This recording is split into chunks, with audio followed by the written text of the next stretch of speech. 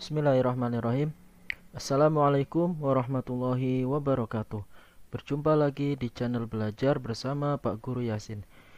Pada kesempatan ini saya akan membahas soal-soal pretest PPG PAI berdasarkan kisi-kisi pretest PPG tahun 2022 pada part yang ketiga, yaitu sesuai dengan kisi-kisi nomor 5 sampai 8. Namun sebelum video ini saya lanjutkan, saya ingatkan Bapak Ibu GPAI seluruh Indonesia agar selalu mendapatkan update terbaru dari video saya ya. Jangan lupa untuk like, comment, and subscribe dan nyalakan lonceng notifikasinya.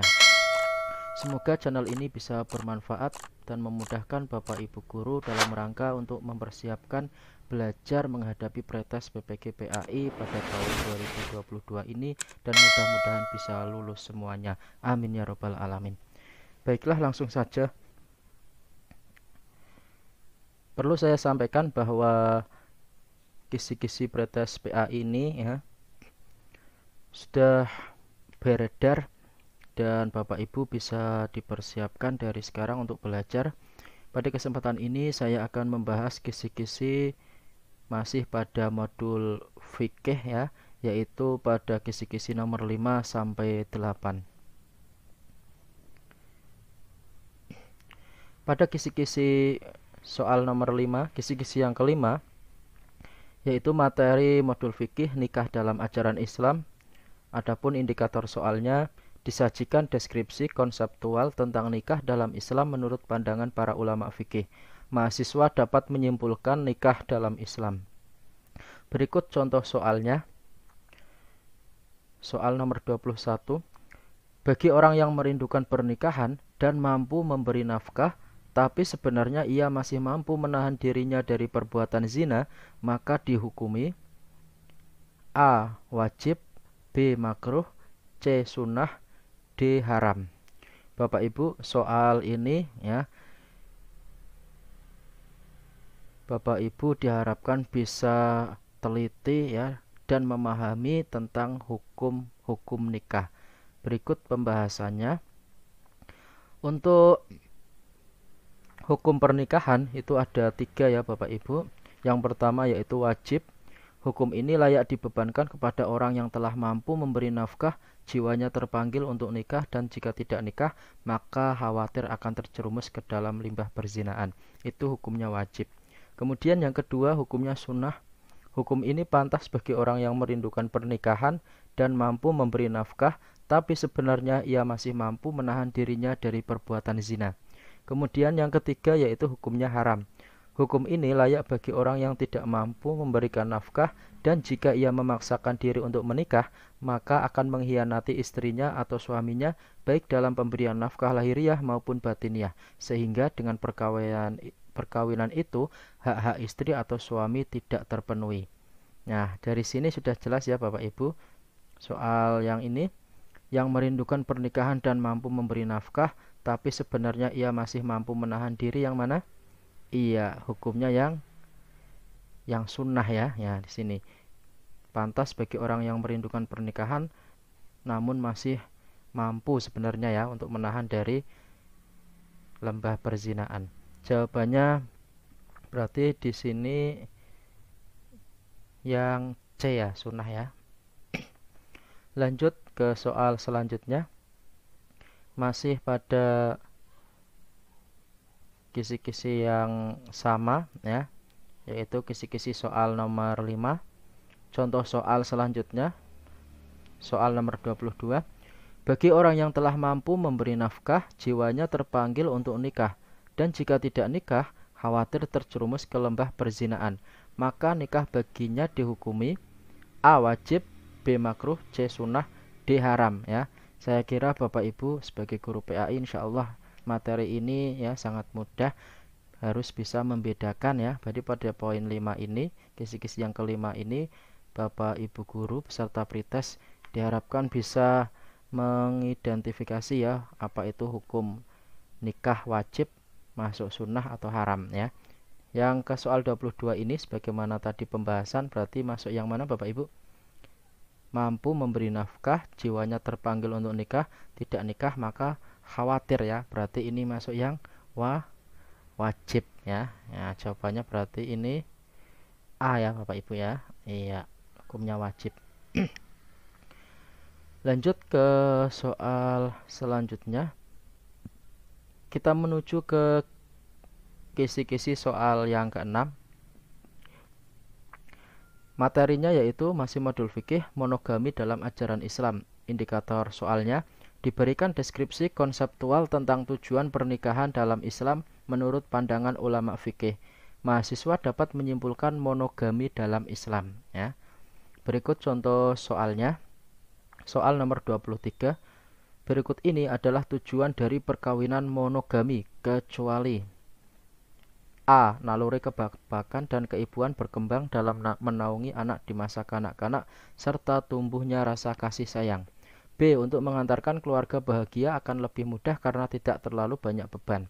C. Untuk memberikan landasan dan modal utama dalam pembinaan kehidupan rumah tangga yang harmonis, sejahtera, dan bahagia. D. Akan lebih mudah untuk menetralisir dan meredam sifat cemburu, iri hati, dan perasaan mengeluh dalam kehidupan istri sehari-hari. Soal ini ya Bapak Ibu diharapkan bisa mengidentifikasi tentang tujuan perkawinan monogami ya. Monogami itu apa ya? Iya, monogami itu adalah pernikahan yang hanya memiliki satu pasangan ya. Ini lawan dari poligami ya Bapak Ibu. Tujuan dari pernikahan monogami apa ya? Pembahasannya sebagai berikut. Asas monogami telah ditetapkan oleh Islam sejak 15 abad yang lalu sebagai salah satu asas perkawinan dalam Islam. Tujuannya untuk memberikan landasan dan modal utama dalam pembinaan kehidupan rumah tangga yang harmonis, sejahtera, dan bahagia. Oleh karena itu, hukum asal perkawinan dalam Islam adalah monogami. Hukum ini sangatlah beralasan karena dengan monogami, nah ini ya, tujuan tadi ya, kita garis bawahi di sini. Tujuannya apa saja? Untuk mengantarkan keluarga bahagia akan lebih mudah karena tidak terlalu banyak beban. Kemudian tujuannya juga lebih mudah untuk menetralisir dan meredam sifat cemburu, iri hati, dan perasaan mengeluh ya. Tadi kita kembali ke soalnya. Tujuan dari perkawinan monogami kecuali ya. Nah, ini untuk mengantarkan keluarga tadi ada ya, memberikan landasan ada, akan lebih mudah menetralisir juga ada. Nah, yang tidak termasuk tujuan yaitu berarti yang A ya Bapak Ibu, naluri kebapaan ya. Ini nanti masuk hikmah ya dari perkawinan monogami. Lanjut ke soal selanjutnya. Masih di indikator soal ya, kisi-kisi yang keenam. Contoh soal selanjutnya. Nah, ini ya, ada soal ke-24. Naluri kebapakan dan keibuan berkembang dalam menaungi anak di masa kanak-kanak serta tumbuhnya rasa kasih sayang. Pernyataan di atas jika dikaitkan dengan pernikahan lebih tepat diposisikan sebagai A. Tujuan, B. Hikmah, C. Faidah, D. Fungsi ya. Naluri kebapaan ini berikut pembahasannya.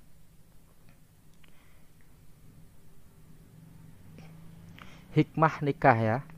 Di antaranya ada pernikahan merupakan aturan yang paling baik ya dan jalan keluar yang menyejukkan untuk memuaskan seks manusia. Kemudian ada pernikahan jalan terbaik untuk melahirkan anak. Nah, ini ya.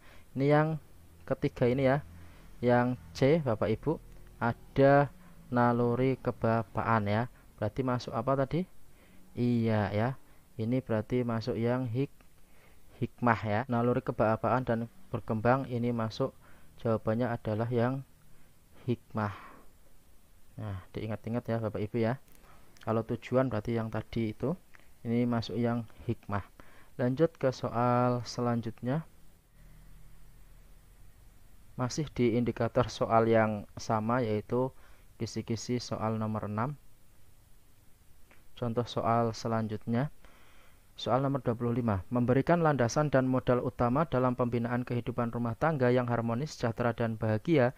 Pernyataan ini jika dikaitkan dengan pernikahan lebih tepat diposisikan sebagai, ya, pilihannya A tujuan, B hikmah, C faidah, D fungsi. Kita ke pembahasan yang tadi ya, memberikan landasan. Masih ingat Bapak Ibu? Ini ya, tujuannya adalah tujuan pernikahan memberikan landasan dan modal utama dalam pembinaan kehidupan rumah tangga ya. Berarti ini tadi masuk yang ke tujuan ya jawabannya ya. Nah, ini.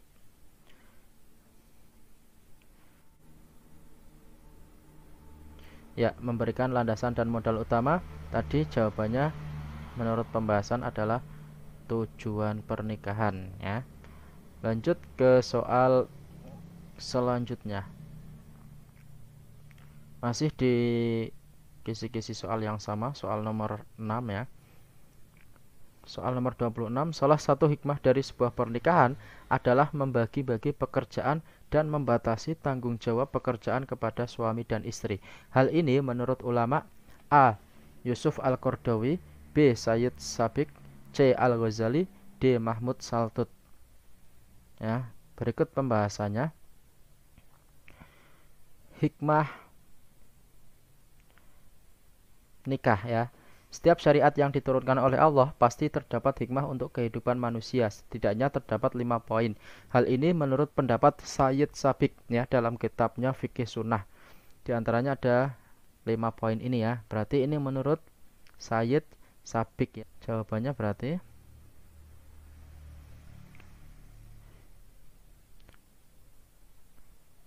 membagi-bagi pekerjaan dan membatasi tanggung jawab pekerjaan ya. Di sini di antara 5 poin ini poin yang kelima ini ya. Ini menurut pendapat dari Sayyid Sabiq.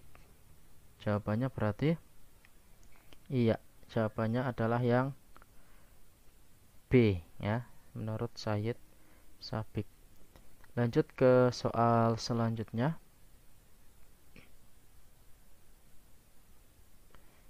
Menuju ke kisi-kisi yang ketujuh. Di sini materinya poligami dalam ajaran Islam. Indikator soalnya disajikan deskripsi kasus dalam satu masyarakat tentang adanya seorang laki-laki yang beristri lebih dari satu atau poligami. Mahasiswa dapat menelaah poligami dalam ajaran Islam ya. Berikut contoh soalnya. Soal nomor 27. Menurut Yusuf Qardawi, kondisi darurat yang dengannya seorang laki-laki dibolehkan berpoligami adalah sebagai berikut. Kecuali A. Ditemukan seorang suami yang menginginkan keturunan akan tetapi ternyata istrinya tidak dapat melahirkan anak disebabkan karena mandul atau penyakit. B. Di antara suami ada yang memiliki oversex ya. C. Jumlah wanita lebih banyak dibanding jumlah laki-laki. D. Adanya seorang laki-laki kaya dan mampu membiayai semua kebutuhan dalam berpoligami. Saya kira untuk soal ini ya Bapak Ibu bisa mencermati ya pilihan yang paling tidak tepat yaitu yang mana? Iya ya, yang D ya Bapak Ibu ya. Nah, ini mudah insya Allah. Coba ke pembahasannya. Ini ya. Menurut Yusuf Qardawi, kondisi darurat yang dengannya seorang laki-laki dibolehkan berpoligami yaitu yang pertama ditemukan seorang suami yang menginginkan keturunan namun ya istrinya atau pasangannya itu tidak bisa atau mandul. Di antara suami ada yang memiliki oversex akan tetapi istrinya memiliki kelemahan seks ya. Kemudian jumlah wanita lebih banyak dibanding jumlah laki-laki. Tadi berarti jawabannya yang D ya, yang kurang tepat. Demikian untuk pembahasan part yang ketiga ya, kisi-kisi soal dari nomor 5 sampai nomor 8. Mudah-mudahan Bapak Ibu bisa belajar ya dan semakin bisa mengenali tipe soal dan bisa mengidentifikasinya sehingga bisa menjawabnya dengan benar. Terus ikuti channel belajar bersama Pak Guru Yasin, mudah-mudahan bermanfaat bagi guru, terutama guru PAI di seluruh Indonesia. Sekian dan terima kasih. Wassalamualaikum warahmatullahi wabarakatuh.